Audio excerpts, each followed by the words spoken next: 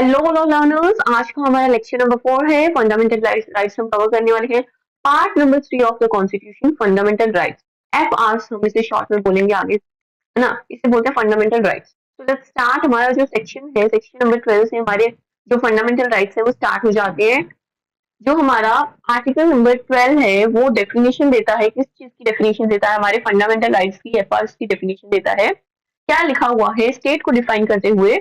In this part, इस part में, unless the context otherwise requires, मतलब इस पार्ट में अगर कोई कॉन्टेक्स्ट और कोई नहीं मिलता, है ना, मतलब किसी और कॉन्टेक्स्ट में अगर बात नहीं की जा रही है, तब तक द स्टेट, मतलब किसके बारे में बात हो रही है बच्चा? स्टेट के बारे में। Includes the government. देखो स्टेट में क्या इंक्लूड किया इसने? गवर्नमेंट इंक्लूड कर दिया, पार्लियामेंट ऑफ इंडिया इंक्लूड कर दिया, government include, and the government and the legislature of each of the states and all local and other authorities within the territory of India or under the control of the government of India। कहने का मतलब इतना है कि article number 12 कह रहा है कि स्टेट क्या है, ठीक है। तो स्टेट क्या है? स्टेट आपकी हर तरह की क्या होगी? गवर्नमेंट होगी, हर तरह की गवर्नमेंट होगी, प्लस पार्लियामेंट होगी। अब यहाँ गवर्नमेंट का ध्यान रखना है, एक तो सेंट्रल गवर्नमेंट, एक स्टेट गवर्नमेंट, ये सबका बात हो रही है। पार्लियामेंट किसकी? पार्लियामेंट ऑफ इंडिया की बात हो रही है, और कहीं के पार्लियामेंट की नहीं। प्लस इसके साथ साथ क्या है, हमारा लोकल जो गवर्नमेंट है वो, उसकी भी बात हो रही है, करेक्ट। जो हमारी पंचायत होती है ना, वो सबकी बात हो रही है। तो स्टेट नंबर 2 हमें क्या बोलता है कि हमारी जितनी भी गवर्नमेंट है, जितने भी पार्लियामेंट, मतलब एक ही पार्लियामेंट है, right, parliament of India plus government जो है हमारी लोकल गवर्नमेंट, वो सब क्या है? स्टेट के अंडर इंक्लूड होंगे, द स्टेट से बोला जाएगा। क्लियर? इट मीन्स जो स्टेट है वो और कुछ नहीं, हमारा क्या है? गवर्नमेंट, पार्लियामेंट ऑफ इंडिया और लोकल गवर्नमेंट को मिला के जो है, जो रूल करेगा उसे क्या बोलेंगे? स्टेट बोलेंगे। क्लियर? कंट्री हो गई हमारी इंडिया, कंट्री क्या हो गई? इंडिया। क्लियर? और स्टेट क्या है? इसी का, इंडिया का state. State means ruling power, है ना, जो इसके पास रूलिंग पावर है वो क्या है? स्टेट है। क्लियर? इसीलिए हम पॉलिटिकल साइंस में क्या है, इंडिया को, हमारी कंट्री को किससे रिप्रेजेंट करते हैं? दिस स्टेट से। Clear? Am I clear? Okay, very good. Now आगे चलते हैं। अब है हमारा आर्टिकल नंबर 13। आर्टिकल नंबर 13 हमें क्या कहता है? लेट्स सी, किसके बारे में? सबसे पहले ये देखते हैं। Laws inconsistent with, laws inconsistent with or in derogation of fundamental rights। जो laws फंडामेंटल राइट्स के अगेंस्ट में जा रहे हैं, जो लॉज फंडामेंटल राइट्स के अगेंस्ट में जा रहे हैं, उसके बारे में आर्टिकल नंबर 13 में बता रहे। All the laws in force in the territory of India immediately, क्या कह रही है? इमीडिएटली, है ना, अभी से जितने भी लॉ अभी तक इंडिया की टेरिटरी में इन्फोर्स हैं, before the commencement of this constitution, मतलब जो कॉन्स्टिट्यूशन की कमेंसमेंट से 26 जो हमारी है 26 जनवरी 1950 है, उससे पहले जितने भी लॉज थे वो क्या है, अब क्या करेंगे? In so far as they are inconsistent. अब वो सारे क्या है? लॉज इनकंसिस्टेंट है। क्या है? इनकंसिस्टेंट है, मतलब उनका कोई मतलब नहीं है। देखो हम, and with the provisions of this part, इस पार्ट के साथ अब इनकंसिस्टेंट है, उसका कोई मतलब नहीं। To the extent of such inconsistency be to be void। अब क्या है? वो void है। void का आपने मीनिंग पढ़ा होगा, समझा होगा। void means zero in the eyes of law, zero in the eyes of law, मतलब उसकी कोई अहमियत ही नहीं है कानून की नजरों में। क्लियर? That is void। अब इनकंसिस्टेंट का मतलब है अभी वो लागू नहीं है, नॉट एप्लीकेबल, करेक्ट। तो ये चीज हमें हमारा article number 1, article number 13 sub clause 1 बताता है। अब सब क्लॉज 2 की तरफ हम जाते हैं। सब क्लॉज 2 क्या कहता है? The state shall not make any law which takes away और abridges the rights conferred by this part, and any law made in contravention of this clause shall to the extent of contradiction be void। कॉन्ट्राविक्शन का मतलब क्या होता है कि जब तक कोई कॉन्फ्लिक्ट नहीं होता, शॉर्ट में अगर बात करें तो कॉन्फ्लिक्ट, जब तक कोई कॉन्फ्लिक्ट राइज नहीं होता तब तक वो लॉ क्या होगा? जो भी अगर कोई ऐसा लॉ है जो इन फंडामेंटल राइट से, इस पार्ट ऑफ लॉ से क्या है, कॉन्फ्लिक्ट में है, तब क्या है उसकी, उसे क्या माना जाएगा? वॉइड माना जाएगा। वॉइड मैंने आपको बता दिया है, zero in the eyes of law from the very beginning. Clear? अभी तक समझ आ गया? नेक्स्ट, नेक्स्ट अब है article number 13 sub clause 3। Article number 3 क्या कहता है, सब क्लॉज 3 क्या कहता है, इन दिस आर्टिकल, इस आर्टिकल में unless the context otherwise requires, जब तक कोई और कॉन्टेक्स्ट नहीं दे रहे। लॉ का मतलब क्या होगा, अब ये पूछ लेते हैं ना, एमसीक्यू में आ जाता है। Law includes any ordinance, order, bylaw, rule, regulation, notification, custom or usage having in the territory of India the force of law। क्या कह रहा है, कोई भी ऑर्डिनेंस है, ऑर्डर है, बायलॉ है, रूल है, रेगुलेशन है, नोटिफिकेशन है, कस्टम है ना, परंपरा चल रही है, यूजेस है, कोई रीति रिवाज है, करेक्ट, ये सब क्या है, law. In the territory of India the force of law, clear, वो सब क्या है, हमारा लॉ है। लॉ, लॉज इन फोर्स, अब लॉज इन फोर्स क्या होता है, लेट्स सी दिस, है ना। लॉज इन फोर्स का मतलब होता है इट इंक्लूड्स लॉज पास्ड और made by a legislature or any competent authority in the territory of India before the commencement of this constitution। इतना पहले अपने टोटल से समझते हैं। लॉ इन फोर्स का मतलब कि अभी तक जो भी लेजिस्लेचर ने लॉ बनाए हैं या पास कर दिए गए हैं किसी कॉम्पिटेंट अथॉरिटी द्वारा इंडिया में इस कॉन्स्टिट्यूशन के कमेंसमेंट से पहले एंड नॉट प्रीवियसली रिपील्ड, जिसे अभी तक रिपील नहीं किया गया है, मतलब वापस नहीं लिया गया है। Not with understanding that, not with understanding का मतलब in spite of, है ना, in spite of such any such law or any part thereof may be then in operation either at all or in particular area। तो वो क्या है, वो जो भी लॉ वगैरह है जो भी अभी तक पास कर दी गया है उसे क्या बोले जाएगा, किसी भी पूरी मतलब या तो पूरी इंडिया में लागू हो या फिर वो पर्टिकुलर एरियाज में लागू हो, तो वो सब क्या है, वो लॉज क्या होंगे, वो अभी भी मान्य होंगे, लागू होंगे, तो उससे क्या बोलोगे, लॉज इन फोर्स। क्लियर, मतलब अभी भी जो काम में है। क्लियर, इतनी बात समझ आ रही है। Let's move on to next. अब आगे हमें देखें तो इसका सब क्लोज 4 है, नथिंग इन द, अब लास्ट में क्या बोल रहे थे, सबसे इंपॉर्टेंट चीज लास्ट वाली होती है। Nothing in this article shall apply to any amendment of this constitution made under article 368। अब आर्टिकल 368 हमें याद रखना है कि जो भी इस आर्टिकल में लिखा गया है, मतलब आर्टिकल नंबर कौन सा पढ़ रहे थे, 13 में लिखा गया है, वो shall apply to any, nothing in this article मतलब जो भी इसमें आर्टिकल में लिखा हुआ है shall apply to the any amendment of this constitution made under article 368। कहने का मतलब इतना है, जो भी इस आर्टिकल में लिखा हुआ है वो should apply to any of the article, मतलब वो क्या है, अप्लाई होगा कोई भी अमेंडमेंट अगर आती है हमारी आर्टिकल 368 के अंदर। क्लियर, हमने अभी तक क्या क्या पढ़ा, लेट्स रिवाइज, है ना। आर्टिकल नंबर हमने आर्टिकल नंबर 12 पढ़ा, तो 12 में पढ़ा गवर्नमेंट होती क्या है ना, स्टेट क्या होती है वो पढ़ लिया, गवर्नमेंट होती है, पार्लियामेंट होता है, जो है पब्लिक, जो हमारी लोकल गवर्नमेंट है उससे बोलते हैं। स्टेट का मतलब क्या होता है, जो रूल करती है, जिसके पास पावर होता है रूल करने का। क्लियर, इतनी सी बात हमने आर्टिकल नंबर 12 में पढ़ी। आर्टिकल नंबर 13 क्या कहता है, जो लॉज अब इनकंसिस्टेंट हो चुके हैं, पहले तो वो लागू थे, है ना, कमेंसमेंट ऑफ कॉन्स्टिट्यूशन के, लेकिन अब क्या है, इनकंसिस्टेंट है। सेकंड हमारा क्लॉज क्या कहता है, कि जो भी कॉन्फ्लिक्ट है, कॉन्ट्राडिक्शन है, वो अब क्या है, वॉइड। क्लियर, वॉइड का मतलब क्या होता है, zero in the eyes of law, इतना हमने पढ़ लिया। नेक्स्ट सब क्लॉज 3 क्या कहता है कि लॉ क्या होता है, लॉ हर तरह के ordinance, order, bylaw, rule, regulation, notification, custom, usages जो इन्फोर्स था इंडिया की टेरिटरी में, उसे क्या बोलोगे, लॉ बोलोगे। लॉज इन फोर्स मतलब जो अभी भी फोर्स है और उसे प्रीवियसली रिपील नहीं किया गया है, इंस्पायर्ड ऑफ, ये जानने के बाद कि इसके बाद वो जो है लॉ या फिर उसका एनी पार्ट ऑफ लॉ में भी वो फंक्शन में, ऑपरेशन में ना हो, तो वो भी क्या है, आइदर एट ऑल और इन पर्टिकुलर एरिया, तो वो क्या है, लॉज इन फोर्स है। क्लियर, नेक्स्ट अब इसमें क्या है, जो हमें लास्ट में बताया कि जो भी इस आर्टिकल में लिखा गया है, shall apply to any amendment of this constitution made under article 368। Clear, इतनी सी बात हमें बता दी गई। अब हम मूव ऑन कर रहे हैं किस आर्टिकल की तरफ, आर्टिकल नंबर 14 की तरफ।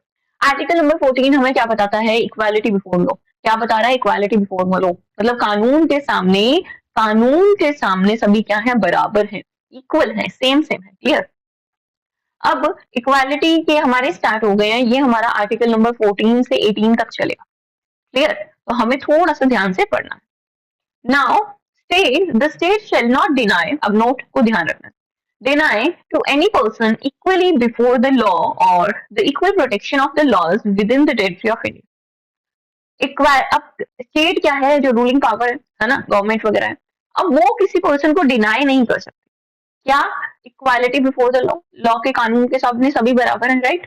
या फिर equal protection of the laws, कानून के अंडर जो उनको प्रोटेक्शन दी गई है उससे भी उसे वंचित नहीं रखा जा सकता, डिनाई नहीं किया जा सकता with in the territory of India, India की टेरिटरी के अंदर। Territory means area, territory means area, इतनी सी बात हमें समझ आती है। Clear? Easy, very easy. Next, अब हम देखते हैं आगे क्या है। आगे हमारा ध्यान से आ गया हमारा नेक्स्ट क्या आ गया है, आर्टिकल नंबर 15। आर्टिकल नंबर 15 वही बताएगा हमें राइट टू इक्वालिटी के बारे में। Provision of discrimination on the ground of religion, caste, है ना, race, caste, sex, place of birth, तो इन सब पे क्या है, कोई भी provision.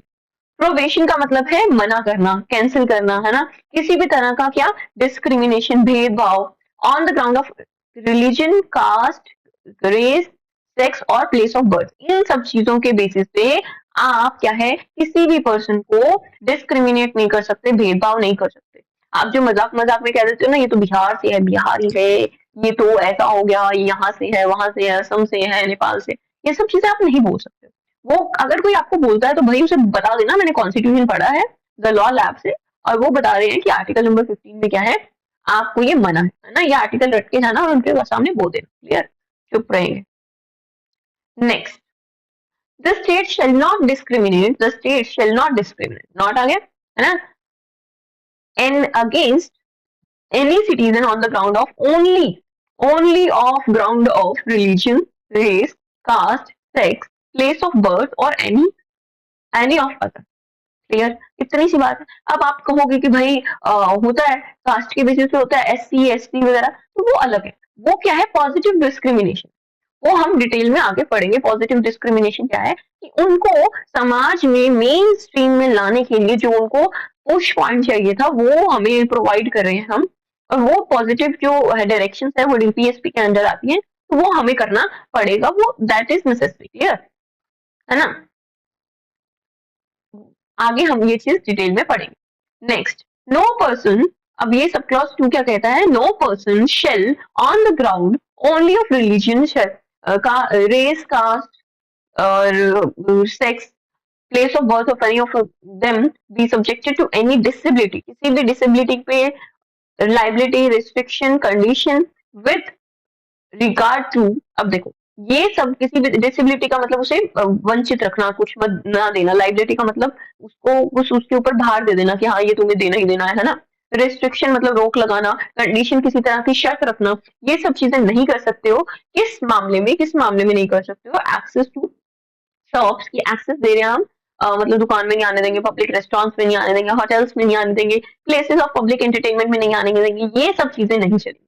Clear? The uses of wells, tanks, bathing ghats, or the roads and places of public resort maintained wholly or partly out of state funds और dedicated to the use of general public, जो भी general public की चीजें हैं, जैसे Wales हो गया, है ना। आपने डॉक्टर BR अम्बेडकर की कहानी सुनी होगी कि उन्हें क्या है, पानी नहीं पीने दिया जा रहा था, स्कूल में गए थे तब भी नहीं, है ना। पब्लिक जो चीजें थी उसमें पढ़ने नहीं दिया जा रहा था स्कूल में, तो ये सब चीजों को ध्यान में रख के ये हमारा सब क्लॉज ऐड किया गया है। आई होप आपको समझ आ रहा है। नेक्स्ट, अब इसमें क्या है, nothing, last time third sub clause पढ़ रहे हैं, nothing in this article shall prevent the state from making any special provisions for women and children. देखो, विमेन और चिल्ड्रन के लिए अगर कोई भी स्पेशल प्रोविजन बनाती है सरकार, तो उसे हमें जो भी इस आर्टिकल में लिखा है वो रोक नहीं रहा है। ठीक है, इट मीन्स विमेन और चिल्ड्रन जो हमारा सेंसिटिव सेक्शन ऑफ सोसाइटी है, उनके वेलफेयर के लिए भाई हम बना सकते हैं, हम SC ST वगैरह के लिए भी बना सकते हैं। ठीक है, तो हम वेलफेयर करना है तो हम बनाएंगे, हमें कोई नहीं रोक सकता। अगर आपको बोले कि गलत है, रिजर्वेशन क्यों आ रहा है ना, स्पेशली विमेन के लिए रिजर्वेशन क्यों है, तो बोल देना भाई हमारे जो हमारा आर्टिकल नंबर 15 का सब क्लॉज क्लॉज 2 का सब क्लॉज 3 कहता है। क्लियर? इतना बोल दे, चुप हो जाएंगे। नेक्स्ट हमारे यहाँ कुछ आ गया है आगे, fourth sub clause, nothing in this section, nothing in this article or in clause 2 of article 29 shall prevent the state from making any special provisions for the advancement of socially and educationally backward classes of citizens for scheduled caste और scheduled tribe। ये मैंने आपको बताया था ना कि article number 29 में कुछ स्पेशल राइट्स दिए गए हैं ST और SC कम्युनिटीज के लिए कुछ एडवांसमेंट्स करने के लिए, करेक्ट, उनको आगे बढ़ाने के लिए। अब आगे पढ़ते हैं, nothing in section of 19 section में भी हमें दिया हुआ है, ठीक है, आर्टिकल नंबर 19 में भी दिया हुआ, क्या दिया हुआ है सब क्लॉज जी में, sub clause ji of clause 1 क्या दिया है कि shall prevent the state from making any special provision by law for the advancement of any socially and educationally backward classes. अब ये ध्यान रखना, सोशली और एजुकेशनली बैकवर्ड क्लासेस के लिए, देखो इनके लिए अगर कुछ रिजर्वेशन है तो एक सोसाइटी में है, करेक्ट, मतलब एक जॉब है, समझ लो, एक एजुकेशन, और तो कुछ नहीं है ना। ऐसे तो नहीं है उनको फ्री में मतलब उनके घर पे राशन डाल रहे हो या फिर एसी कूलर वगैरह, नहीं, ये सब चीजें तो नहीं कर रही है ना। तो ठीक है, सोशली और एजुकेशनल बैकवर्ड क्लासेस को अपहेल्ड करने के लिए ये सब काम करने पड़ते हैं। In so far as the special provisions related to their admission, अब एडमिशन करवा देती है, correct, including the private educational institute. अब क्या है, प्राइवेट एजुकेशनल इंस्टीट्यूट में आपको पता है कि राइट टू एजुकेशन के तहत RTE के अंडर क्या है, करवाया जाता है एडमिशन, क्लियर, इतनी सी बात है। अब प्राइवेट इंस्टीट्यूट के बारे में पता लग गया, एडेड और अनएडेड बाय द स्टेट, भले उसे एड का मीन्स होता है यहाँ पे हेल्प, है ना, जो हिंदी मीडियम के स्टूडेंट्स है, आपको पीछे नहीं रहना चाहिए, एड मीन्स हेल्प, क्लियर। तो वो क्या है, भले ही वो स्टेट हेल्प करे चाहे ना दे, लेकिन other than the minority educational institutes referred in the, अब माइनॉरिटी एजुकेशनल इंस्टीट्यूट है उनको छोड़ के जो भी अनएडेड या एडेड एजुकेशनल प्राइवेट इंस्टीट्यूट है उसमें RTE के अंडर एडमिशन हो जाता, क्लियर, इतनी सी बात है। आर्टिकल नंबर 30 भी जो है इसमें आ गया। अगर हम ध्यान से देखें तो हमने कुछ अच्छा पढ़ा है इस आर्टिकल में, let's see again. Article number 15 में हमने पढ़ा कि कुछ भी डिस्क्रिमिनेशन नहीं होगा रिलीजन, कास्ट, रेस और सेक्स या प्लेस ऑफ बर्थ या फिर एनी ऑफ देम पे नहीं होगा, एक्सेस मिलेगा सभी को, है ना, पब्लिक प्लेसेस में, ये देख लिया हमने।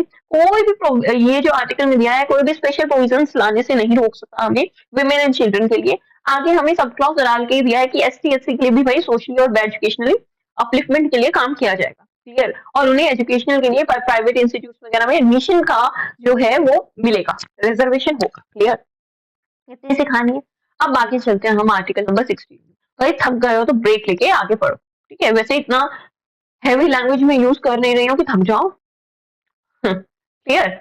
अभी देखते हैं आर्टिकल नंबर 16। आर्टिकल नंबर 16 क्या कहते हैं, equality of opportunity in matters of public employment. Public employment में मतलब कहने का मतलब है भाई जॉब, और पब्लिक एम्प्लॉयमेंट का मतलब क्या है, government job, yes, government job में इक्वालिटी होनी चाहिए, इक्वालिटी ऑफ अपॉर्चुनिटी होनी चाहिए। एक बात बताओ, एक है IAS का बेटा है ना, एक है हमारा रिक्शा ऑटो वाले का बेटा, है ना, सन, ठीक है। अब एक बात बता दो कि इसके पास ज्यादा रिसोर्सेज होंगे या फिर इसके पास, है ना। तो मेरा कहने का मतलब सिर्फ और सिर्फ इतना है कि इक्वालिटी ऑफ अपॉर्चुनिटी आपके पास तब आएगी जब आपके पास रिसोर्सेज जो है वो कहीं ना कहीं इक्वल होंगे। अब जब इक्वल रिसोर्सेज नहीं है तो कौन आगे बढ़ेगा, राजा का बेटा ही राजा बनेगा, क्लियर, इतनी सी बात है। आप रिसोर्सेज को तो इक्वल नहीं कर पाए, लेकिन अब कंपटीशन इक्वल नहीं है, फर्स्ट लाइन इक्वल नहीं है, तो हम जो फिनिशिंग लाइन है उसको थोड़ा आगे इस तरीके से बनाएंगे, क्लियर, ऐसे ही क्या है, रिजर्वेशन किया गया है, ठीक है। क्यों, अब हमें समझ आ गया क्यों किया गया, क्लियर। अब देखते हैं आगे, आगे क्या देखते हैं, there shall be equality of opportunity for all citizens in matter relating to employment or appointment to any office under the state। मतलब स्टेट के अंदर अगर कोई भी ऑफिस में अपॉइंटमेंट होगा या फिर एम्प्लॉयमेंट होगा तो उस मैटर में हर सिटीजन का हक है ना, जैसे यूपीएससी कोई भी बैठ सकता है उसमें, क्लियर। तो हर सिटीजन को इक्वालिटी ऑफ अपॉर्चुनिटी मिलेगी कि वो अपना एम्प्लॉयमेंट से रिलेटेड मैटर में या फिर अपॉइंटमेंट जिस भी ऑफिस में हो रहा है स्टेट के अंडर, क्लियर, इतनी सी बात है article number 16।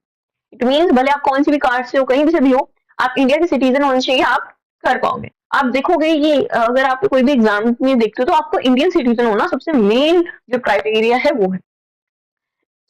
Sorry. Article number 16 sub clause 2 क्या कहता है कि no citizen shall on the ground only of religion, caste, race, है ना, वही चीज है, डिसेंट और प्लेस ऑफ बर्थ, रेजिडेंस और any of them be ineligible for or discriminated against in the process respect of any employment or office under the state। मतलब कोई भी तरह का डिस्क्रिमिनेशन नहीं होगा, क्लियर, डिस्क्रिमिनेशन नहीं होगा, ये बात बोल दी है। सब क्लॉज 3 क्या कहता है हमारा सेक्शन आर्टिकल नंबर 16 का, nothing in this section shall prevent Parliament for making any law prescribing in the regard to a class or classes of employment, है ना, अलग अलग क्लास बना देते हैं ना हम, EWS और SC ST विमेन, है ना, ये सब बना देते हैं ना, तो ये चीज करने से ये आर्टिकल हमें नहीं रोका। मतलब एक तरह से हमारा ये क्या हो गया, एक्सेप्शन। क्लियर, हर चीज की क्या है, एक्सेप्शन। केमिस्ट्री से डरते डरते हमने लॉ लिया था और लॉ में और एक्सेप्शन आ गए। क्लियर, हाँ, गलत फहमी क्लियर।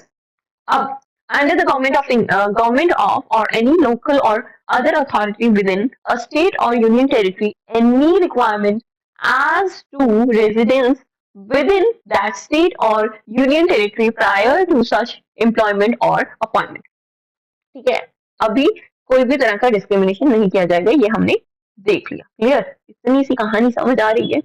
अब आगे देखते हैं, है ना।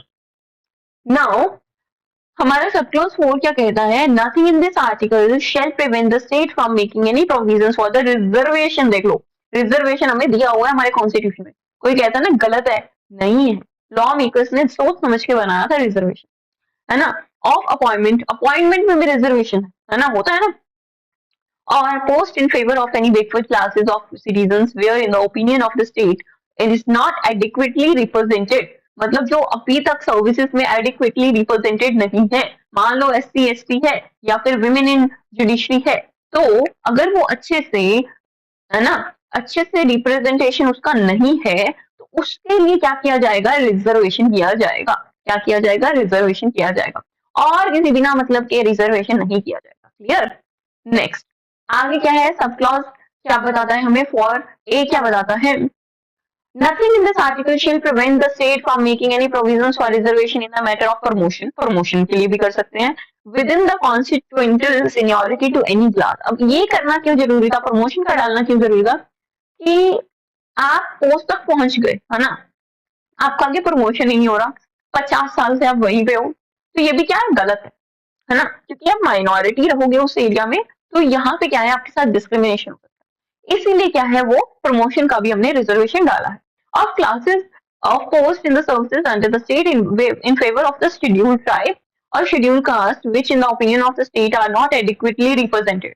जो adequately represent नहीं होंगे उन्हीं को किया जाएगा। करेक्ट, नेक्स्ट 4B क्या कहता है, nothing in this article shall prevent the state from considering any unfilled vacancies। unfilled vacancies है उसे कर सकते हैं of a year which are reserved for being fulfilled in that year in the accordance with the provision for reservation made under clause 4 or clause 4A as a separate class of vacancies to be filled up in the succeeding year or years, and such class of vacancies shall not be considered together with the vacancies of the year in which they are being filled up for the determining the ceiling of 50% reservation on total number of vacancies of that year। कहने का मतलब है ये है 2025 चल रहा है, vacancies आई थी 100 ST SC ST, है ना, फील की गई 90, कितनी बची, 10 बची, इतना मैथ आता है। अब ये जो 10 है वो जितनी भी आगे की मान लो 100 वैकेंसीज आ रही है 2026 में,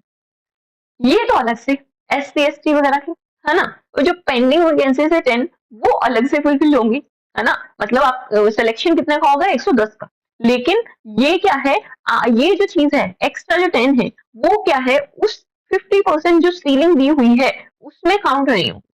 क्या है कि रिजर्वेशन के लिए आपको 50% से ज्यादा आप रिजर्वेशन नहीं कर सकते, 50% से ज्यादा रिजर्वेशन नहीं कर सकते हो, इसलिए बताया है कि ये वाली जो पेंडिंग जो वैकेंसीज है ना, उसको अनफिल्ड वैकेंसीज को अगले साल रखोगे, है ना। हमने लेट हो गया, हमारा होमवर्क हम कल का होमवर्क आज कर रहे हैं, लेकिन वो आज का होमवर्क नहीं है, वो पहले का होमवर्क था, राइट। तो वो चीज को हम 50% में नहीं मानेंगे। कई बार होता है ना, आज का काम हम कल पे छोड़ देते हैं, लेकिन वो कब का काम है, कल का ही काम है, तो उसे आज का काम तो नहीं मानोगे ना, तो वो आज के 50% वाले जो रिजर्वेशन है उसमें ऐड नहीं होगा। क्लियर, इतनी सी बात समझ आ रही है।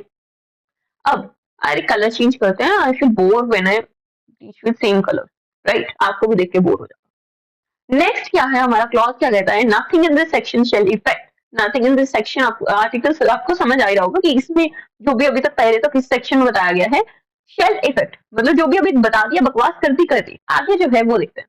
shall affect the operation of any law which provides that the incumbents of any office in the connection with the affairs of religious or denominational institution of any member of the governing body thereof shall be a person professing a particular religion or belonging to a particular denomination. उफ, क्या लिखा हुआ है? कहने का मतलब है कि जो भी अभी तक आर्टिकल में लिखा गया था उसका कुछ भी इफेक्ट नहीं पड़ेगा उस चीज पे जहां पे कोई भी रिलीजियस या फिर डिनोमिनेशनल इंस्टीट्यूट का बात है, मतलब क्या है, रीजन से जो रिलेटेड है या फिर नॉमिनेशन। देखो नॉमिनेशन का मतलब होता है हमने नॉमिनेट किया है, मीन्स नाम लेके हमने उसे आगे बुलाया, है ना, नाम लेके आगे बुलाया, उसका इलेक्शन नहीं हुआ। तो वो जो चीजें अभी तक पढ़ लिया वो नॉमिनेशन पे कुछ भी उसका इफेक्ट नहीं पड़ेगा। Clear? Okay, very good. Article number 17 पे आ चुके हैं, है ना, आर्टिकल नंबर 17 नहीं क्या है, अनटचेबिलिटी के बारे में है कि अनटचेबिलिटी का उसे खत्म करना है हमें। Clear? Untouchability is abolished and abolished, untouchability खत्म की गई है। छुआछूत मतलब पहले क्या थे लोग, जो पुराने मतलब थे नीचे जात के लोग, उन्हें छूते ही नहीं थे। क्लियर? अनटचेबिलिटी, उनकी परछाई को भी नहीं देखते थे।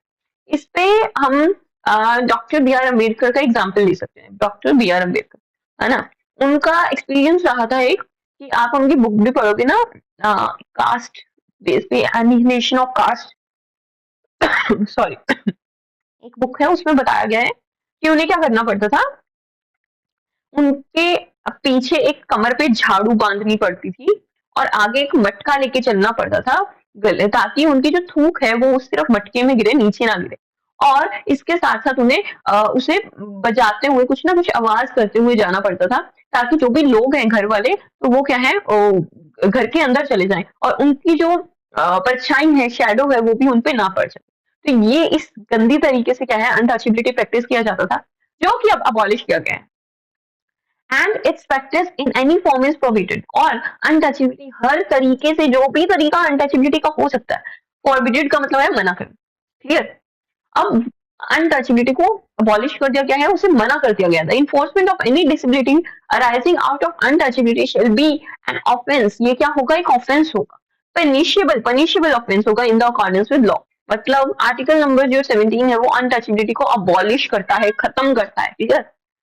लॉ में आप देखोगे कि हमारे जो डॉक्टर बी आर अम्बेडकर थे, है ना, जो ड्राफ्टिंग कमेटी के हेड थे, उनकी बहुत ज्यादा हमें विचारधारा देखने को मिलती है ना, क्योंकि उन्होंने ऐसा रूरल एरिया देखा है, ग्राउंड लेवल पे देखा है, और हमारा जो कॉन्स्टिट्यूशन है उसे इतना ग्राउंड लेवल पे बनाया है ना, जिसकी आप आज के टाइम में सोच भी नहीं सकते कि क्या कंडीशन रही होगी जब उन्होंने ये बनाया हो। अब देखते हैं हम आर्टिकल नंबर 18 क्या कहता है, अबॉलिशन ऑफ टाइटल्स। उस टाइम पे बहुत लोग, हमने देखा होगा, राजा धीराज पधार रहे हैं ना, कितने टाइप के टाइटल्स थे, अलग अलग टाइप के टाइटल्स। तो हर टाइटल को क्या क्या खत्म कर दिया गया है, अबॉलिश कर दिया गया है। No title not being a military, अब देखो मिलिट्री और एकेडमिक डिस्टिंक्शन को लेके, उसको छोड़ के, है ना, कर्नल हो गया, कैप्टन हो गया, इन सबको छोड़ के, जैसे डॉक्टर हो गया, एडवोकेट हो गया, इन सबको छोड़ के कोई भी जो हाँ टाइटल है उसे नहीं यूज कर सकते, है ना, उस चीज को मना कर दिया गया है स्टेट में। No person of India shall accept any title from the foreign state, कोई भी फॉरेन स्टेट है ना, वो आपको कोई टाइटल दे रही है तो आप उसको एक्सेप्ट नहीं करोगे। क्लियर? समझ आ रही है? आ रही है भैया, आ रही है। अब आगे देखते हैं। अब इसका क्लॉज 3 क्या कहता है, no person who is not a citizen, जो सिटीजन है नहीं, shall while he holds any office of profit or trust under the state accept without the consent of president any title from the foreign from the any foreign state. No person who is not a citizen of India, while he holds any office of profit or trust under the state, except without the present, except the title without the consent of the parliament any title from the foreign state. मतलब कहने का मतलब है, जो भी person जो India का citizen नहीं है, लेकिन, है ना, इंडिया का सिटीजन तो नहीं है, लेकिन क्या है, ऑफिस ऑफ प्रॉफिट वो होल्ड कर रहा है, तो वो प्रेसिडेंट की कंसेंट के बिना प्रेसिडेंट पापा से पूछे बिना कोई भी टाइटल फॉरेन एरिया से नहीं लेगा। इतनी बात समझ आ रही है, वेरी इजी, है ना। नेक्स्ट क्या है, no person holding any office of profit or trust under the state shall without the consent of president accept any present emolument emolument emolument or office of any kind from or under any foreign state। तो वो भी क्या है, जो भी profit वगैरह का person hold कर रहा है ना, स्टेट होल्ड कर रहा है, तो वो बिना कंसेंट के नहीं लेगा। इतनी सी बात बता दी है, क्लियर। आगे हमारा अभी तक हमने क्या पढ़ लिया, क्या पढ़ा अभी तक, इक्वालिटी की कहानी हमने सारी पढ़ ली। इक्वालिटी की भाई पहले सबसे पहले क्या है, तुमने हमें बता दिया क्या है, हम सिटीजन ऑफ इंडिया हो गए, इस तरीके से हम ले सकते हैं सिटीजनशिप, राइट। और यूनियन टेरिटरी के बारे में बताया। इक्वालिटी सबसे पहले समानता होनी चाहिए, ठीक है, समान आ गए, हम इक्वल आ गए। अब हमें चाहिए आजादी, आजादी हमको चाहिए आजादी। तो इक्वालिटी हमें दे दी आर्टिकल नंबर 14 से 18 तक, ठीक है। अब हमें चाहिए आजादी, तो आर्टिकल नंबर 19 से हमारी आजादी स्टार्ट है। देखो ध्यान से देखो, 19 नंबर आर्टिकल से हमारी आजादी शुरू होती है।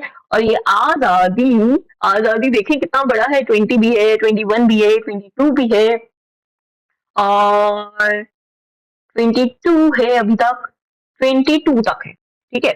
22 तक हमारी आजादी है, 19 से लेके 22 तक है ना। हम जैसे अब ऐसे ऐसे याद कर सकते हैं, जैसे ही 18 हुआ पार, है ना, जैसे 18 years हुए पार, 19 से 22 तक हम करते हैं आजादी, राइट। टीन एज जो हमारी होती है 22 तक करते हैं आजादी।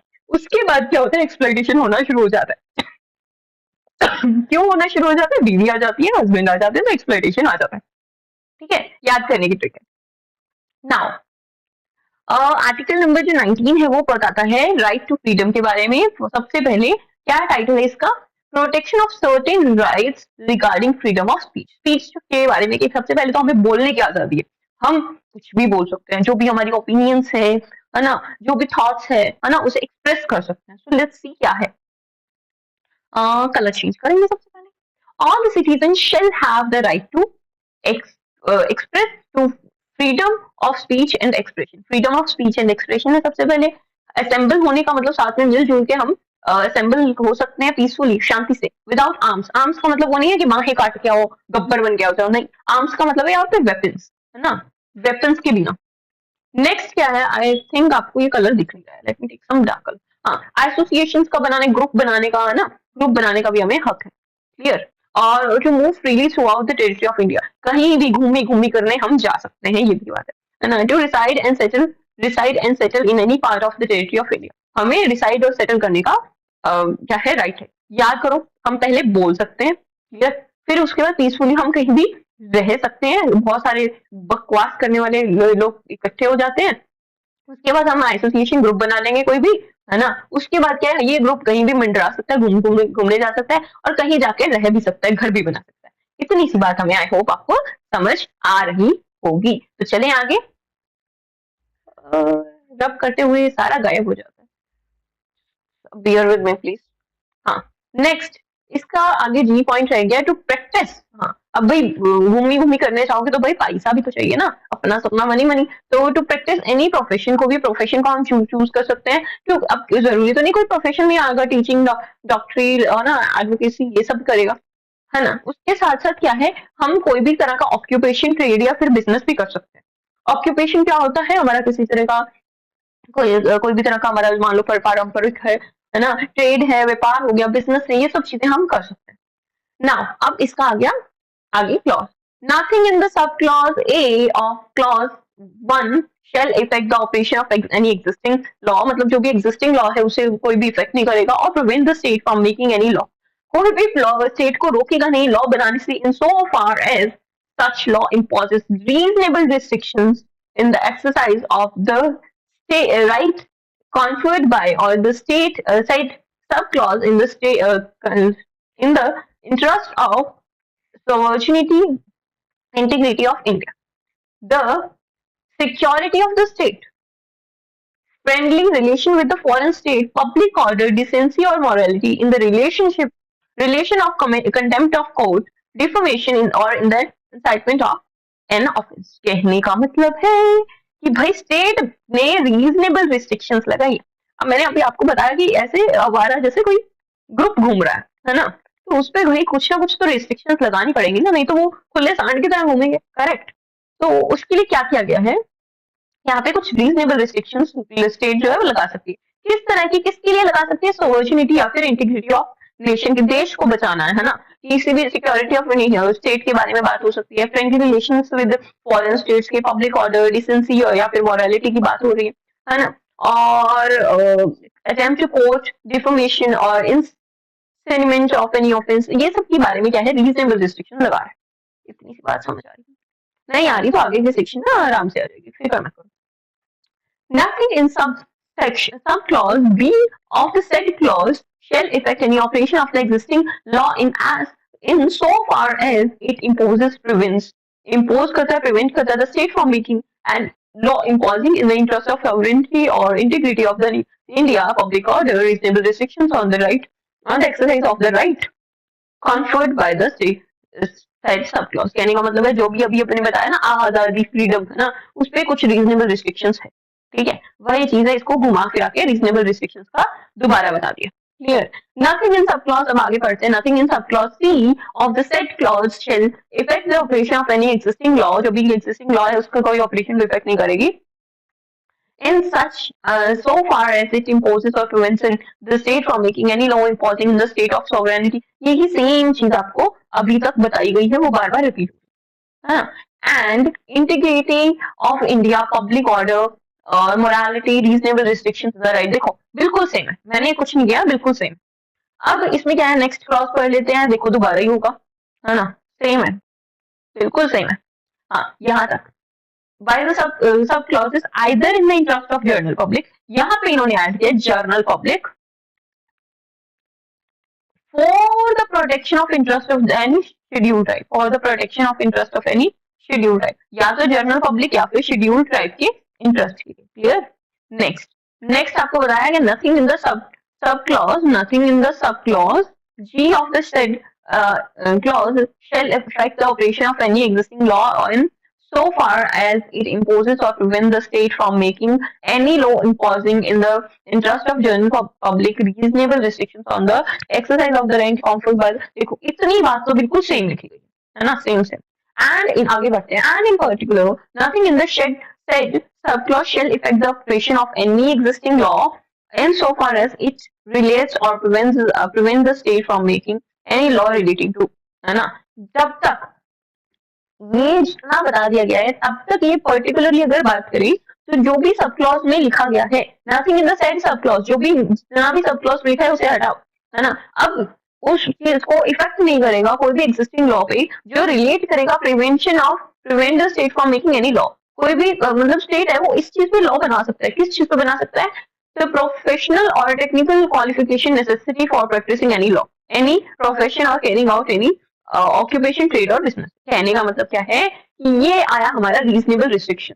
रीजनेबल रिस्ट्रिक्शन देखो आप सोचोगे ना इतनी रीजनेबल है, रीजनेबल रिस्ट्रिक्शन इसका नाम अच्छा रखा है, क्यों? क्योंकि ये सच में रीजनेबल। आप खुद सोचो एक डॉक्टर है, डॉक्टर विदाउट उसकी डिग्री एमबीबीएस डिग्री, वो डॉक्टर जो प्रैक्टिस है वो कर रहा है, तो मेडिकल जो डिग्री है एमबीबीएस जैसे मान लो तो वो है, तो वो जरूरी है ना। एडवोकेट कोई है तो उसके लिए क्या है, एलएलबी की डिग्री जरूरी है? नहीं है, तो वो क्या है, ये टेक्निकल रिक्वायरमेंट्स तो होनी ही चाहिए ना उस प्रोफेशन को अच्छे से करने के लिए।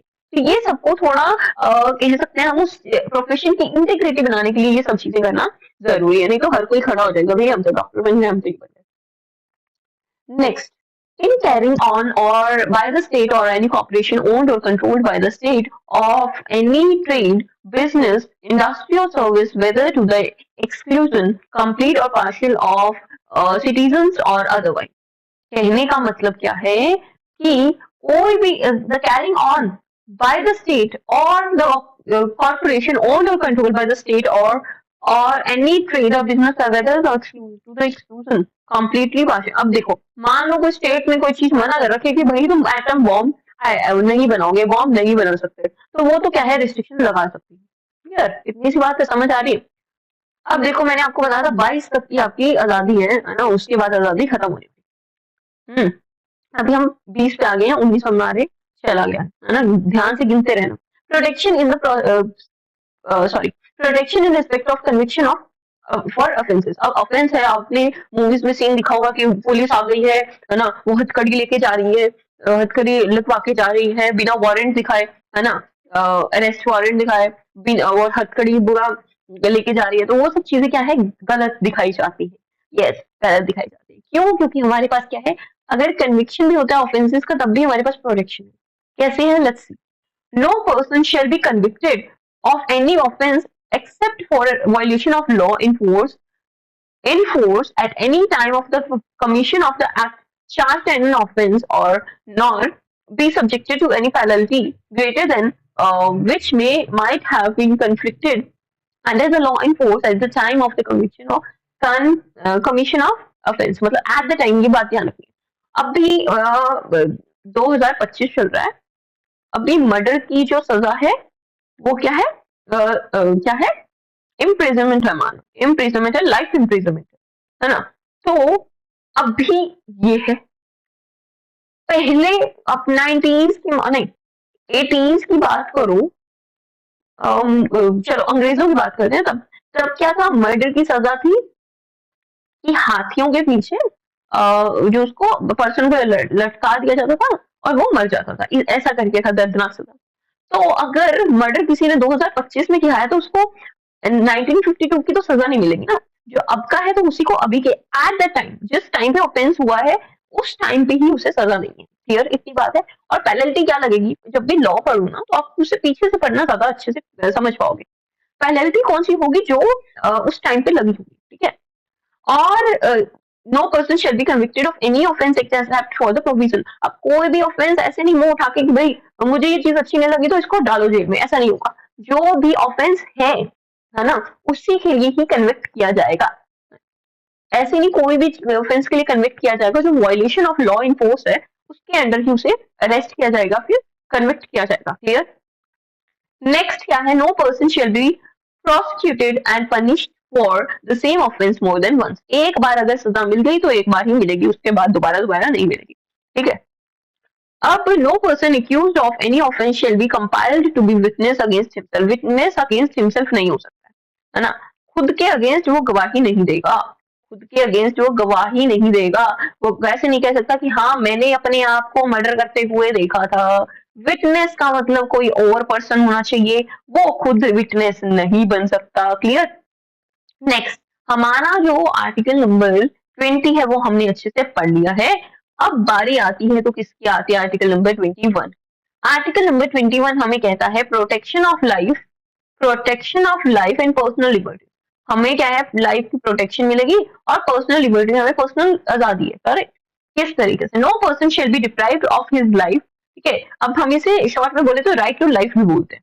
राइट टू लाइफ मतलब ये क्या है, जीने का हक है, जो इमरजेंसी के टाइम पे भी इसे बंद नहीं किया जा सकता। करेक्ट। राइट टू लाइफ और पर्सनल लिबर्टी से बोलते हैं except according to the procedure establish by law, है ना। हर पर्सन को क्या है, पर्सनल लिबर्टी या राइट टू लाइफ दिया गया है, लेकिन अगर प्रोसीजर एस्टेब्लिश बाय लॉ की अगर बात हो तब उसकी ये एक्सेप्शन। अब प्रोसीजर एस्टेब्लिश बाय लॉ क्या होता है, आपको ये जानना है तो मेरे चैनल पे वीडियो मिल जाएगी आपको, procedure establish by law versus हाँ how to read bare act में मिल जाएगा, है ना। तो आप वो देख सकते हैं, आई बटन में I will add. Next, next है हाँ मैंने आपको क्या बताया कि राइट टू लाइफ है, पर्सनल लिबर्टी है, एक्सेप्शन क्या है, अगर वो लॉ ही अपने आप की जान नहीं ले, ठीक लॉ ने बोल दे हैंड इन डेथ, तब आप उठा के नहीं आ सकते कि हाँ मेरे पास तो पर्सनल लिबर्टी है, लाइक टू लिव है। नहीं, एक्सेप्शन दे दिया ना कि जो प्रोसीजर लॉ के द्वारा एस्टेब्लिश किया जा सकता है उससे आपकी जान नहीं जा सकती, है ना, तो उससे बच के रहे। नेक्स्ट 21A क्या कहता है, the state shall provide free and compulsory education to all children of the age 6 to 14 years in such manner as the state may by law determine। अब ये क्या है 21, अब जीने का अधिकार है तो क्या अनपढ़ रहने का अधिकार है क्या, नहीं। तो इसमें क्या है, आपको राइट टू एजुकेशन दिया जाता है, स्टेट को फ्री और कंपल्सरी एजुकेशन देनी है सभी बच्चों को। कौन सी एज ग्रुप के, 6 से लेके 14, 6 से 14 साल का अगर बच्चा है तो उसे फ्री एजुकेशन मिलेगी स्टेट की तरफ से, इसलिए गवर्नमेंट स्कूल यहाँ पे है। प्राइवेट में भी आपको पता है एडमिशन हो जाता है आरटीई के अंडर। नेक्स्ट हमारा 22वां आ गया है, हमारा आजादी का लास्ट ईयर, याद है बताया था मैंने 19 से 22 तक की आजादी है, उसके बाद शादी की बारी है। करेक्ट। और उसके बाद एक्सप्लोइटेशन भारी होने वाला है। तो आगे क्या है, protection against arrest and detention in certain cases. क्या है, किस, अब प्रोटेक्शन अगेंस्ट अरेस्ट, अरेस्ट हर कोई उठा के कर लेगा, जिससे आपको मूवीज में दिखाया जाता है, मैंने अभी पहले भी बताया था। और डिटेंशन किया जाता है कुछ केसेस में, आपने देखा होगा प्रिवेंटिव डिटेंशन के नाम पे बहुत कुछ कल्याण हुआ था हमारी इमरजेंसी 1975 के अंदर, है ना, इंदिरा गांधी के टाइम। तो वो क्या हो सकता है, क्या चेंजेस किए, let's see. No person who is arrested shall be detained in custody. जो भी पर्सन अरेस्ट नहीं, वो इज अरेस्टेड, एक पर्सन जो है, no person who is arrested shall be detained in custody without being informed. एक person को बिना कस्टडी में नहीं रख सकते, बिना इन्फॉर्म किए।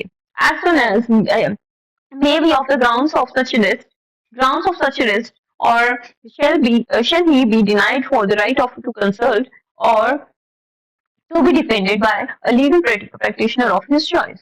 कहने का मतलब है, एक किसी भी पर्सन को आप अरेस्ट नहीं कर सकते बिना इंफॉर्मेशन दिए। सेकंड बात क्या कह रहा है वो, कि ग्राउंड्स बिना बताए, ग्राउंड्स आपको बताने पड़ेंगे किस कारण में को अरेस्ट कर रहे हो। थर्ड क्या है, आपको डिफेंड करने के लिए आपका जो एडवोकेट है, लीगल प्रैक्टिशनर है, वो जो है होना चाहिए। तो ये हमें कौन बताता है, आर्टिकल नंबर 22। और ये चीज क्या है, सबसे जरूरी है हमारे लिए, हमें पता होना चाहिए कि मूवीज आर नॉट करेक्ट। अब इसका सब क्लॉज क्या कहता है, 22 का सब क्लॉज, आजादी खत्म होने वाली है, जल्दी जल्दी पढ़ लो ढंग से। अब every person who is arrested or detained in custody shall be produced before the nearest magistrate। Nearest magistrate के अंदर क्या है, आपको उसे दिखाना पड़ेगा, जो भी पर्सन को आपने अरेस्ट कर लिया, है ना, वारंट के बिना तो कर ही नहीं सकते। अगर वारंट का नहीं है, चलो कोई बात नहीं, तो 24 घंटे के अंदर अंदर आपको एक मैजिस्ट्रेट को क्या है, उसको नियरेस्ट मैजिस्ट्रेट को दिखाना पड़ेगा with in the 24 hours of such arrest excluding. अब ये चीज बहुत ज्यादा है, मान लो नियरेस्ट मैजिस्ट्रेट के पास पहुंचने में 15 घंटे लगते हैं, तो 24 प्लस 15 हो जाएंगे, ठीक है। तो ये चीज को 24 घंटों में ऐड नहीं किया जाए, excluding the time necessary for the journey from the place of arrest to the court of magistrate, and no such person shall be detained in custody beyond the said period without the authority of magistrate। बिना magistrate की हाँ के consent के आप उसे custody में नहीं रख सकते हो 24 घंटे से ज्यादा। क्लियर। और इसमें एक्सक्लूड कर दिया गया है ट्रेवलिंग के लिए जो टाइम है। इतनी सी बात समझ आ रही है। लॉ देखो बहुत इजी, लेकिन हमें समझना चाहिए, जितनी आप समझ बढ़ाते जाओगे लॉ उतना ही इजी होता जाएगा। क्लियर। फिर लॉ हमारा ब्लैक एंड व्हाइट नहीं रह जाएगा। Nothing in clauses 1 and 2 shall apply to any person who for the time being is an enemy or alien। ये जो हमने क्लॉज 1 एंड बी में दिया है, वो किसके लिए अप्लाई नहीं होगा, कि जो पर्सन क्या है, अभी एनिमी या फिर एलियन है। अभी एनिमी दुश्मन है, यूएस, मान लो हमारी जंग हो रही है यूएस इंडिया की, तो क्या नहीं यूएस की बात नहीं, यूएस तो हमारे काम का मित्र है। हाँ, पाकिस्तान से हम कर सकते हैं, है ना, करना नहीं चाहते लेकिन पाकिस्तान हमसे लड़ाई कर सकता है। तो अगर पाकिस्तान का पर्सन है और वो लीक लुक कर रहा है, कोई बॉम्ब वगैरह ब्लास्ट प्लान कर रहा है, तो हम क्या है, वो चीज उस पर अप्लाई नहीं होगी कि वो अरेस्ट लाओ जी मजिस्ट्रेट को पास लगे, नहीं, उसे अरेस्ट किया जाएगा। To a person who is arrested or detained under any law providing for preventive detention। मान लो आपको पता लग गया इस बंदे ने क्या है, दिल्ली में क्या है, ब्लास्ट का प्लान कर दिया, है ना, और दिसंबर में प्लान किया है ना, 11 दिसंबर को मान लो प्लान किया है, तो इस बंदे को क्या है, इसको प्रिवेंटिव डिटेंशन के अंदर क्या है, पहले ही अरेस्ट कर लिया जाएगा, डिटेन कर लिया जाएगा। ठीक है, वो चीज क्या है, आपको पहले मतलब पहले के जो भी क्लॉजेस हैं वो माने ही नहीं जाएंगे उस पर्सन के लिए। नो लॉ, और इसका मिसयूज बहुत हुआ था इमरजेंसी के टाइम पे, इंदिरा गांधी के टाइम पे। नो लॉ प्रोवाइडिंग फॉर, अब इसमें क्या चेंज आया, अब देखो क्या, यहाँ पे डबल स्टार्स, लेट्स सी। तो इसमें क्या चेंज आया, बहुत 44 अमेंडमेंट में इसमें कुछ चेंज आया, है ना, वो भी हम पढ़ेंगे। पहले इसे अच्छे से पढ़ते हैं। No law providing for the preventive detention shall authorise the detention of person for a longer period than 3 months unless, है ना, 3 महीने से ज्यादा इस बंदे को भी तुम रख नहीं सकते हो, ठीक है, भले वो ब्लास्ट प्लान होगा। अनलेस, अब अनलेस जो है वो सबसे इंपॉर्टेंट वर्ड आ गया है। कौन सा कलर लो, हाँ ये लाइट कलर। अनलेस क्या हो, an advisory board consisting of people who are or have been are qualified to be appointed। Advisory board लाई जा रही है जो क्वालिफाइड है अपॉइंट करने के लिए एज जजेस as judges of High Court has reported before the expiration of the set period of 3 months. मतलब 3 महीने से पहले अगर वो आते हैं और जो मतलब एज इक्वल हैं जजेस ऑफ हाई कोर्ट के, उनकी एडवाइजरी के बाद that there is in its opinion sufficient cause for the detention, और उनको लगता है कि sufficient cause है, मतलब जो reason है sufficient cause है वो सही है, तब उन्हें 3 महीने तक उनके आगे भी रखा जा सकता है। आगे पढ़ते हैं, है ना। Provided that nothing in, provided that का मतलब क्या है, जितना बोल दिया उसके आगे, है ना। Nothing in this sub clause shall authorize the detention of any person beyond the maximum period prescribed by the law made by parliament under the sub clause B of clause 7, है ना। जो भी पार्लियामेंट मैक्सिमम पीरियड जो है describe करती है वो उसके अंडर किया जाएगा, डिटेंशन किया जाएगा। बी क्या है, such person is detained in accordance with the provisions of any law made by parliament under clause sub clause A and B of clause 7। तो इस चीज का भी हमें ध्यान रखना है। अब हम जाते हैं पीछे, पीछे हमारा अमेंडमेंट पढ़ते हैं, ये छोड़ने वाला नहीं। हाँ जी, तो ये हमारा क्या बताता है, स्टार वाला पढ़ते हैं। यस, और क्या कहते हैं शेल, हाँ, सब क्लॉज 4 क्या कहता है, shall stand substituted by the constitution for 44th Amendment Act 1978, 3 which is not yet enforced, date to be notified later on as, अभी तक ये enforced नहीं है। ये चीज जो है अभी हमने पढ़ी थी, क्या पढ़ा था अभी, कि ये चीज डिटेंशन कब तक किया जा सकता है, 3 मंथ से ज्यादा किया जा सकता है कि नहीं किया जा सकता, क्योंकि हमें पता है ये अभी तक कभी इन्फोर्स में नहीं किया गया, इतनी सी बात हमें पता होनी चाहिए। नेक्स्ट क्या बताया है, no law providing the preventive detention shall authorise the detention of a person or long for a longer than 2 months unless the advisory board constituted in accordance with the recommendation of chief justice. Chief justice से बात होगी कि chief justice अगर हाँ बोलता है तब हम करेंगे, या फिर appropriate high court has reported before the expiration of 2 months के अंदर that it in their opinion sufficient cause है of this such detention, provided that an advisory board shall consist of a chairman and not less than 2 other members. The chairman shall be serving judge of the appropriate high court, and the other members shall be serving or retired judges of any high court, provided further that nothing in this clause shall authorize the detention of such any person beyond the maximum period prescribed by any law made by Parliament under subclause A of clause 7। कहने का मतलब वही है, 2 महीने के अंदर अंदर जो हमारा सीएम है, सीजी है ना, सीजीआई है, तो उनको बताना पड़ेगा कि भाई सही कोज है कि नहीं है। इतनी सी बात है ना, इतनी सी बात को इतना लंबा बताया गया और इसका एक्सप्लेनेशन भी दिया गया है। अप्रोप्रिएट हाई कोर्ट का मतलब यहाँ पे क्या है कि डिटेंशन जो गवर्नमेंट ऑफ इंडिया के द्वारा गया है, ऑथराइज पर्सन हो, सबऑर्डिनेट टू गवर्नमेंट और हाई कोर्ट या for union territory of Delhi. अब इन केस ऑफ डिटेंशन हो, क्या है, डिटेंशन ऑर्डर गवर्नमेंट के द्वारा होना चाहिए, high court for the state. And in case of the detention of a person pursuance of any or of an order of detention made by the, इतनी लंबी लंबी बातें लिखी गई हैं। High court as may specify by the अंदर, इतना अब कुछ खास नहीं है, जो पढ़ना था हमने पढ़ लिया। क्लियर, आगे पढ़ते हैं, आगे चलते हैं। क्लॉज नंबर 5 क्या कहता है, when any person is detained in pursuance of an order made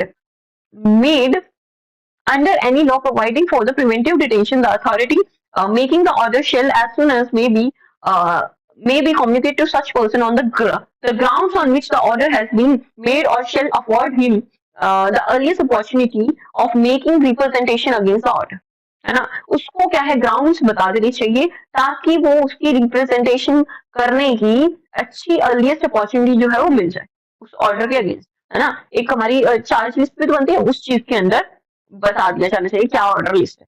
correct. Next, nothing in this clause 5 shall require the authority making any such order as referred to in that clause to disclose fact to which such authority considers to be against the public interest to disclose।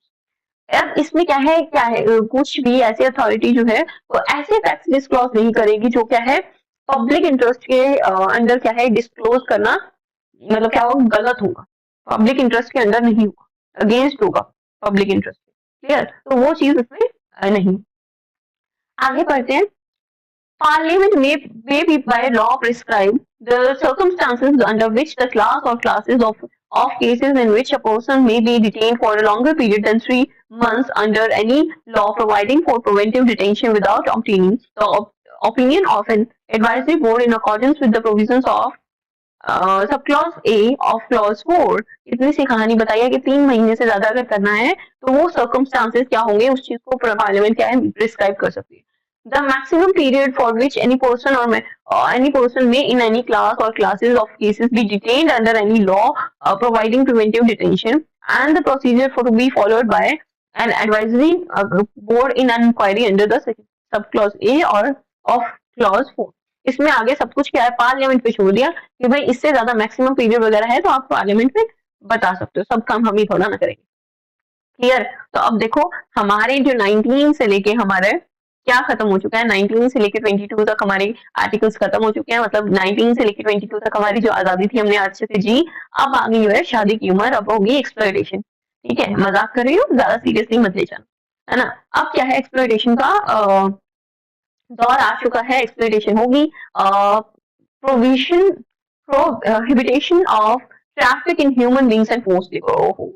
पहले क्या होता था, मानव तस्करी होती थी, means क्या है humans को एज अ स्लेव्स बेचा जाता था, उनसे एज अ वर्क करवाया जाता था, सेक्स वर्क, फोर्स सेक्स करवाया जाता था, अलग अलग चीजें करवाई जाती थी, है ना।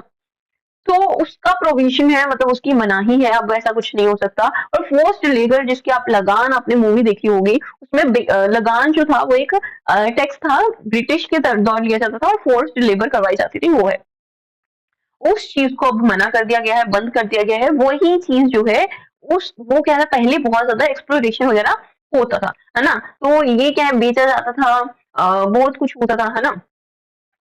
वो एक्सप्लोइटेशन, एक मानव को मानव जीवन जीना, सिर्फ जीते रहना जीवन नहीं है ना, तो वो कोई आपकी एक्सप्लोइटेशन ना करे, है ना, तो वो भी क्या है राइट अगेंस्ट एक्सप्लोइटेशन है। नेक्स्ट क्या है आर्टिकल नंबर 23 क्या कहता है, traffic in human beings and begar and other similar forms of forced labour. Begar क्या होता है, फोर्स्ड लेबर होती है। Similar forms of forced labour are prohibited. अब क्या है इस चीज में मना है, पहले जो हो गया, अब भी किसी भी तरह की तस्करी ह्यूमन बींग्स की, है ना, यहाँ से बाहर भेज रहे हो फॉरेन कंट्रीज में एज अ स्लेव काम करने के लिए, मेड काम करने के लिए, तो वो नहीं चलेगा। बेगार नहीं चलेगा, तुम्हारा बेटा, तुम्हारे पिता जो है लोन नहीं दे सकते थे, अब बेटे को मजदूर पूरा बना के रखो, है ना। एक माझी जो मूवी है उसमें भी ये चीज दिखाई गई है, करेक्ट, वो तो भाग जाता है, वो चीज भी हो जाती है ना। Any contradiction of this provision shall be an offence punishable according to law. अगर ऐसा कोई कॉन्ट्रडिक्शन है, कोई कॉन्फ्लिक्ट आता है तो वो क्या है, पनिशेबल है। क्लियर, तो मतलब ट्रैफिकिंग, ह्यूमन ट्रैफिकिंग नहीं करनी, फोर्स्ड लेबर नहीं करनी।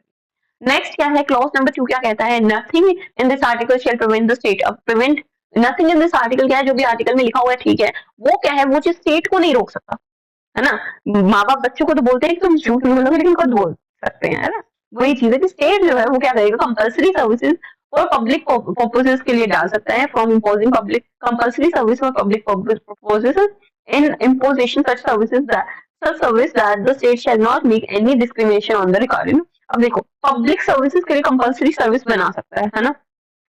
पब्लिक, मान लो पब्लिक के लिए कुछ कंपल्सरी, हमें क्या आर्मी में भर्ती होना पड़ेगा तो होना पड़ेगा, है ना। अगर वर्ल्ड वॉर 3 हो जाता है तो होना पड़ेगा। लेकिन इसमें क्या है, कोई भी डिस्क्रिमिनेशन नहीं कर सकता, कि सभी का देश है ना, तो रिलीजन, कास्ट, इन सब चीजों पे कोई भी डिस्क्रिमिनेशन नहीं किया जाए। आगे क्या है हमारा आर्टिकल नंबर 24 है। अभी हमने देखा नहीं कि एक्सप्लॉयटेशन चलेगा कहाँ तक, तो हमें पता तो लग गया 23 से स्टार्ट होगा, ये तो हम भूल ही नहीं सकते, है ना। आर्टिकल नंबर 23 से स्टार्ट हुआ है टू, लेट्स सी कहाँ तक है, 23 और 24। वाओ, 24 तक हमारा बस खत्म, 23 और 24 हमारा एक्सप्लॉयटेशन, ठीक है, स्ट्रगल पीरियड हम इसे बोल सकते हैं। अब आगे क्या है, हाँ, no child below the age of 14, 14 साल से अंडर कोई अगर बच्चा है, shall be employed to work in factory, किसी भी फैक्ट्री में, माइन में उसे नहीं लगा सकते। 14 साल के बच्चे को, 14 साल से अगर बिलो है, नीचे है, तो उसको नहीं लगा सकते। और engage in any hazardous employment में नहीं लगा सकते। पहले के टाइम पे क्या होता था, इंडस्ट्रियल रेवोल्यूशन में मशीन थी वो बहुत ऐसी होती थी, उसे साफ करने के लिए बच्चों को रखा जाता था। क्यों, क्योंकि बच्चों के हाथ क्या है, छोटे छोटे होते हैं, तो कई बार क्या है वो हेजार्डियस बन जाता था, उनकी लाइफ भी चली जाती थी। बैंगल मेकिंग सेरेमनी में क्या है, उनकी आंखों की रोशनी बिल्कुल खत्म हो सकती है, ये सब चीजें हो सकती है। तो 14 साल से नीचे बच्चा ये नहीं होगा। क्लियर। नेक्स्ट, और इसका टाइटल क्या है, हमने टाइटल नहीं पढ़ा, provision of employment of children in factories. Clear, इतनी सी बात समझ आ रही है। अब हमारा आ गया राइट टू रिलीजन। हमें धर्म भी तो, कुछ आस्था भी तो रखनी। अब इतना एक्सप्लॉइटेशन हो रहा है, उसके बाद हमें कुछ आस्था तो भगवान पे ही छोड़ना पड़ेगा सब कुछ, है ना। तो राइट और टू फ्रीडम ऑफ रिलीजन, है ना। फ्रीडम ऑफ रिलीजन कैसे करते हैं, let's see. freedom of conscience and free profession practice or propagation of religion। कहने का मतलब इतना सा है कि तुम्हें कंसाइंस का मतलब क्या होता है, जो आपकी मन कहता है, अपना अंतर मन कहता है, उसका freedom of conscience and free profession or practice and propagate of religion. मतलब जैसा भी आपका रिलीजन है, आप उसको प्रैक्टिस कर सकते हो और उसको रीच कर सकते हो, आगे बढ़ा भी सकते हो। अब आर्टिकल नंबर 25 क्या कहता है, लेट्स सी कि कहाँ तक जाएगा ये आर्टिकल। Article number 25 to 26, 27, 28, 28 तक जाएगा। क्लियर। तो what I'm thinking, 28 तक, है ना, 28 तक जाएगा। क्लियर। अब what I'm thinking कि ये जो आगे का पार्ट है वो नेक्स्ट वीडियो में करते हैं, है ना। ज्यादा बोर हो जाओगे अभी, आज के लिए अभी ब्रेक ले लो, नेक्स्ट वीडियो अपलोड हो चुकी है तो अभी देख लो, नहीं तो कल देख लेना। ज्यादा एक दिन में ज्यादा पढ़ने की भी जरूरत नहीं, है ना, पागल हो जाओगे नहीं तो। एडवोकेट बनने की पहले पागल बन जाओगे। तो चलो ठीक है, आज के लिए इतना ही। नेक्स्ट वीडियो आपको जल्दी ही मिलेगी, है ना। तब तक आप इसी को रिवाइज कर सकते हो। जय हिंद, जय भारत।